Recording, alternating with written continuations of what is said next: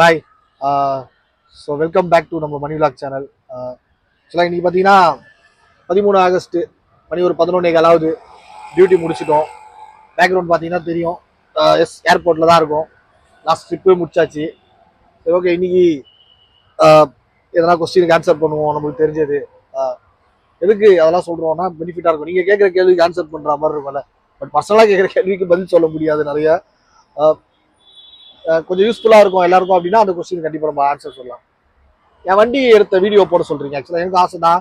But நம்ம ஷோரூமில் எடுக்கல. நான் ஷோரூமில் எடுக்கல. நான் எடுத்தது பார்த்தீங்கன்னா ஒரு ப்ரைவேட் ஃபினான்ஸில் தான் நம்ம எடுத்தோம். ஷோரூமில் எடுக்கல. ப்ரைவேட் ஃபினான்ஸில் பார்த்தீங்கன்னா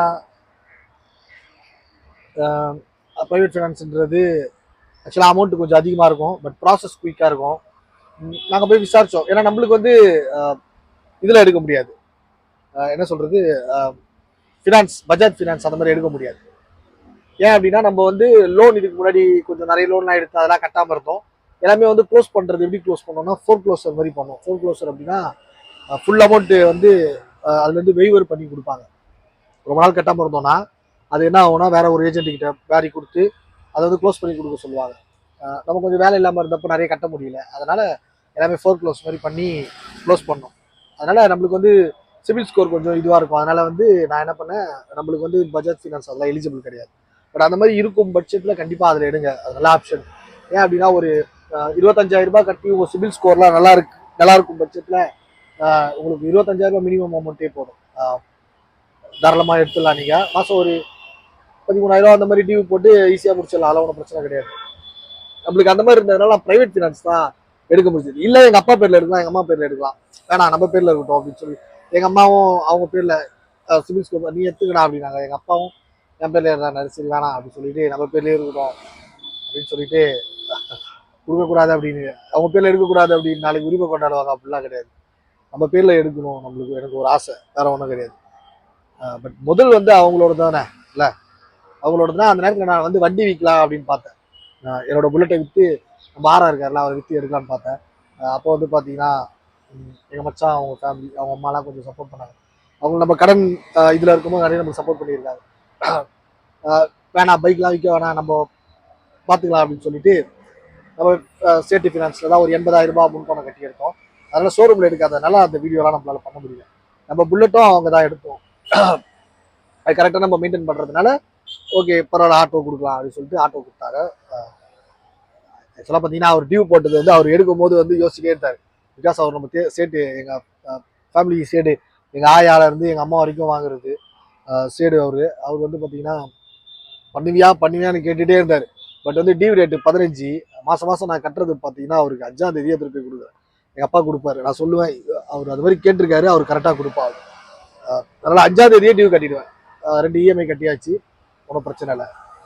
அதனால் அந்த வீடியோ என்கிட்ட இல்லை.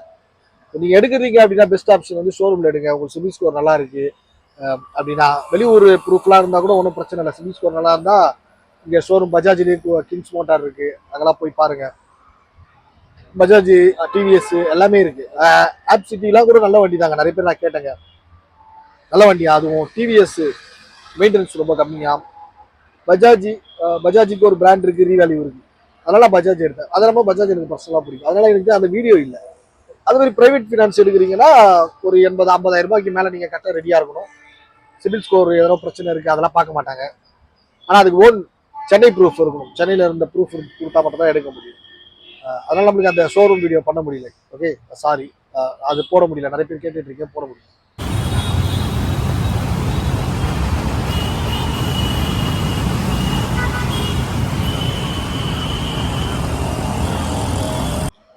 அதே மாதிரி ஆட்டோ மெயின்டெனன்ஸ் எப்படி பண்ணுறது, நான் தொடக்கிறது எல்லாமே எங்கள் அப்பா தான் பார்க்குறாரு.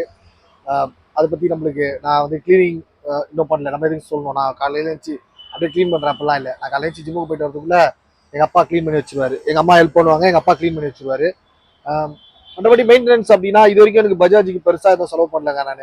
நான் ஃபஸ்ட்டு சர்வீஸில் பார்த்தீங்கன்னா ஒரு 30 ரூபா அந்த ஏதோ சார்ஜ் மாதிரி கேட்டாங்க, அவ்வளோதான். 2வது சர்வீஸில் ஒரு பல்ப்பு மாற்றணும், சர்வீஸில் ஒரு 130 ரூபா செலவாச்சு. மற்றபடி எனக்கு பெருசாக எதுவும் செலவாகலை. யார் புதுசாக ஆட்டோ எடுக்கிறீங்க, சாரி ஆட்டோ எடுக்கிறோன்னு ஒரு முடிவு எடுத்தீங்கன்னா எனக்கு முடிஞ்ச வரைக்கும் புதுசாக எடுத்துருங்க. சிஎன்ஜி அப்டேட்டில் சிஎன்ஜி பங்க் இப்போ கம்மியாக இருக்கலாம். பட் ஃபியூச்சரில் அது அதிகமாகிடும். எல்லா பங்குக்கும் ஆல்ரெடி அந்த இதெல்லாம் போட்டு வச்சிருக்காங்க. அப்ரூவலுக்கு நிறைய பேர் வெயிட்டிங். அப்ரூவல் கிடச்சிச்சுன்னா இப்போ எல்பிஜி இருக்க மாதிரி சிஎன்ஜி ஆகிடும். அதனால அதுக்கு பயந்து ஒரு புதுசாக ஒரு டெக்னாலஜி வருது அப்படின்னா அதை நம்ம வரவே அதை தான் பண்ணி ஆகும். நம்ம பின்னோக்கி போகக்கூடாதுல்ல. சிஎன்ஜியை எடுங்க, முடிஞ்ச வரைக்கும் புதுசு எடுத்துருங்க. நான் இப்போ எடுத்ததுக்கு காரணம் நான் தைரியமாக புதுசு எடுத்தேன். ஏன்னா நம்ம ஆட்டோ ஃபீல்டை பற்றி நம்மளுக்கு தெரியாது. நம்ம போய் இறங்குறோம். அதுவும் இல்லாமல் நம்ம நார்மலாக வந்து சும்மா ஸ்கூல் சவாரி இங்கேயே ஓட்டிட்டு இல்லை வீட்டு பக்கத்தில் ஒரு ஸ்டாண்டை வச்சுட்டு கூட்டு பக்கத்தில் விட்டு வர்றது இந்த வேலை பார்க்க போகிறதில்ல. நம்ம இறங்கி வேலை பார்க்க போகிறோம் அப்படின்னு முடிவு பண்ணேன். இதில் நம்மளுக்கு தெரிஞ்சு அதிகபட்சம் 1,00,000 ரூபாய்க்கு ஏர்ன் பண்ணோம் அப்படின்னு நான் வந்தேன். அதுக்கு வந்து பழைய வண்டி எடுத்தோம் அப்படின்னா அது நிறைய வகையில் வந்து எனக்கு தெரியாமல் போயிட்டு நான் எங்கன்னா நிற்கிது அதை போய் நான் மெக்கானிக் வேலை பார்த்துட்டு இருக்க முடியாது. டூ வீலர் மாதிரி கிடையாது. ஈஸியாக தள்ளிட்டு போய் ஒரு இடத்துல போய் மெக்கானிக் செட்டில் பார்க்குறது. மெக்கானிக் செட்டும் ரொம்ப ரேராக தான் இருக்குது நிறைய இடத்துல ஆட்டோவை பொறுத்த வரைக்கும். அதனால தான் நான் என்ன பண்ணேன், புதுசு எடுத்தா மினிமம் ஒரு 2 வருஷத்துக்கு ஃபுல் பார்ட்ஸில் ஒரு கேரண்டி நம்மளுக்கு மினிமம் கேரண்டி கிடைச்சிடும். நம்ம ரக்கடாக ஓட்ட போகிறோம்னு கொஞ்சம் முடிவு பண்ணேன். நான் வந்து இதை வச்சு நான் ஏன் பண்ணுற போகிறேன். அதான் சொல்கிறேனே, இதோட நம்ம பார்ட்னர் இவரோட மொத்த தொகை அமௌண்ட்டே வந்து நான் கிட்டத்தட்ட 5 மாசத்துல எடுத்துருவேன். அந்த மாதிரி நினச்சி தான் நான் அதனால வந்து நான் புதுசு வாங்கிட்டேன். ஆனால் ரிஸ்க் எடுக்க விரும்பல. பழசு வாங்கி அது ஏதோ ப்ராப்ளம் ஆகி அந்த மாதிரிலாம். புதுசுனா நம்மளுக்கு ஒன்றும் பிரச்சனை இருக்காது. மிஞ்சி போனால் டயர் ப்ராப்ளம் அந்த மாதிரி எதனா வரும், கிளச் ஒயர் அந்த மாதிரி அது வந்து நான் எப்பயும் வாங்கி வச்சுக்கேன். அதே மாதிரி ஓகே என் ஃப்ரெண்டு அவன் சொன்ன மாதிரி அந்த கிளச் ஒயர் வாங்கி வச்சிருக்கேன். ஏன்னா எங்கன்னா டப்புன்னு இது ஆயிடுச்சு அப்படின்னா அப்போ ஓட முடியாது. நியர்பை மெக்கானிக் இருந்தாங்கன்னா அதை கொடுத்து மாட்டிக்கலாம். அந்த மாதிரி சேஃப்டி ஒன்று வாங்கி வச்சிருக்கேன். மற்றபடி மெயின்டெனன்ஸ் பார்த்தீங்கன்னா இது சிஎன்ஜி, பட் சிஎன்ஜிலே ஓட்டிட்டு இருக்கக்கூடாது. டெய்லி காலையில் பார்த்தீங்கன்னா எங்கள் அப்பா க்ளீன் பண்ணுற வரைக்கும் இந்த ஆட்டோவை துடைக்கிற வரைக்கும் நான் அதை சிஎன்ஜி பெட்ரோல் ஆப்ஷனில் வச்சு காலையில் ஏர்லி மார்னிங் ஃபஸ்ட்டு ஸ்டார்ட் பண்ணும்போது பெட்ரோலில் ஆன் பண்ணிட்டு துடைப்பா பரவாயில்ல. 3 நாளைக்கு ஒரு தடவை 2 நாளைக்கு ஒரு தடவை 100 ரூபாய் 1 லிட்டர் பெட்ரோல் செலவானாலும் பரவாயில்ல, கவலை இல்லை. வண்டி வந்து பக்காவாக இருக்கும். அதே மாதிரி அவர் ஆன் பண்ணி விட்டு பெட்ரோல் ஆன் பண்ணி விட்டு ஃபுல்லாக தொடச்சி வச்சுருவார். நான் வந்தோடனே சிஎன்ஜி ஸ்டார்ட் பண்ணிட்டு டியூட்டி வந்தோடனே போயிட்டே இருப்பேன். அதையும் நீங்கள் மெயின்டைன் பண்ணுங்க. பெட்ரோலில் வந்து காலைல ஏர்லி மார்னிங் டியூட்டி முடிச்சு நீட்டு விட்றீங்கன்னா காலைல ஃபஸ்ட்டு எடுக்கும்போது பெட்ரோலில் ஓட்டுங்க. பெட்ரோலில் ஓட்டிட்டு அப்புறம் சிஎன்ஜி ஆப்ஷன் பார்த்துக்கலாம்.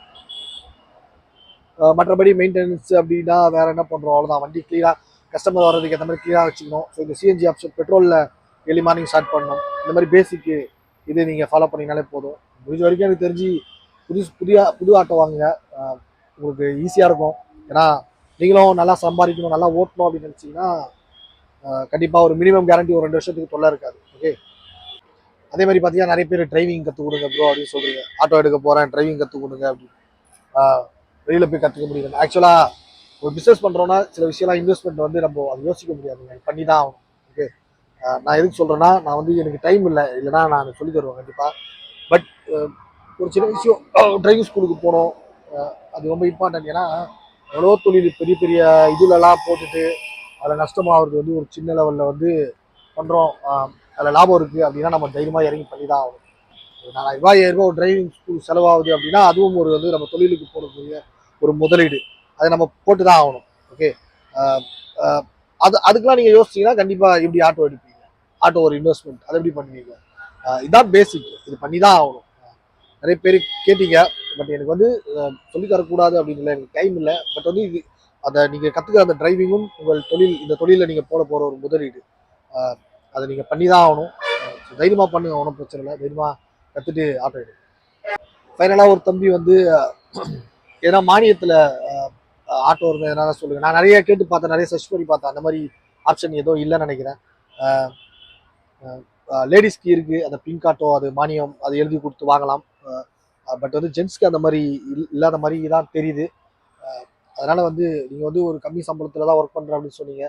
உங்கள் சிவில் ஸ்கோர்லாம் நல்லா இருக்கும் பட்சத்தில் நீங்கள் கண்டிப்பாக ஒரு 25,000 ரூபான்றது ஒரு மாதம் சம்பளமே நீங்கள் சேர்த்து வச்சு பண்ணனாலும் இறங்கி பண்ணி தான் ஆகணும். ஏன்னா பிகாஸ் இது தொழில், தைரியமாக பண்ணுங்கள். அதே மாதிரி நீங்கள் வந்து ப்ராஃபிட் 70,000 சொன்னீங்க, அதில் வந்து உங்களுக்கு எவ்வளோ செலவு இருக்குது அப்படின்னு கேட்டீங்க. நான் தான் சொன்னேங்க, சிஎன்ஜிக்கு ஒரு 390 ரூபாய் அதிகபட்சம் எனக்கு தெரிஞ்சு அவ்வளோதாங்க வரும். 390 ரூபா வரும் ஒரு நாள் ஃபுல் பண்ணாலே. அது ஃபுல்லாக நான் ஓட்டுற மாதிரி ஓட்டுறது சொல்கிறேன் நான். எனக்கு தெரிஞ்சு அப்படி பார்த்தா கூட ஒரு 11,000 ரூபாய் எனக்கு வந்து பார்த்தீங்கன்னா சிஎன்ஜிக்கு செலவாகும். மெயின்டெனன்ஸ் நான் இது வரைக்கும் எதுவும் பெருசாக செலவு பண்ணதில்லை. நான் சொன்ன மாதிரி ஃபர்ஸ்ட் சர்வீஸ்க்கு ஒரு 30 ரூபா செலவு பண்ணியிருக்கேன். அதுக்கப்புறம் ஒரு 130 ரூபா செலவு பண்ணியிருக்கேன். ஆல்மோஸ்ட் பார்த்தீங்கன்னா 2 மாதத்தில் ஒரு மாதம், இந்த மாதம் எனக்கு அதுக்கு மெயின்டெனன்ஸ் பார்த்தா அவ்வளோதான் செலவு. அப்படி பார்த்தா கூட எனக்கு தெரிஞ்சு எனக்கு எப்படி பார்த்தாலும் பார்த்தீங்கன்னா அந்த 70,000 ரூபாயில் ஒரு 58,000 சில்லற வரைக்கும் எனக்கு ப்ராஃபிட் தான், ஒன்றும் பிரச்சனை இல்லை. அது நிறைய பேர் கேட்டிருந்தீங்க, அது நீங்கள் சொல்லலை அப்படின்னு சொல்லிட்டு. ஸோ மெயின்டெனன்ஸுக்கும் சிஎன்ஜிக்கோ சிஎன்ஜிக்கு அவ்வளோதான் செலவு வருது. மெயின்டெனன்ஸ்க்குன்னு இது எனக்கு பெருசாக எதுவும் செலவு கிடையாது. ஓகே, உங்களுக்கு சொல்லணும்னு நினச்சேன்.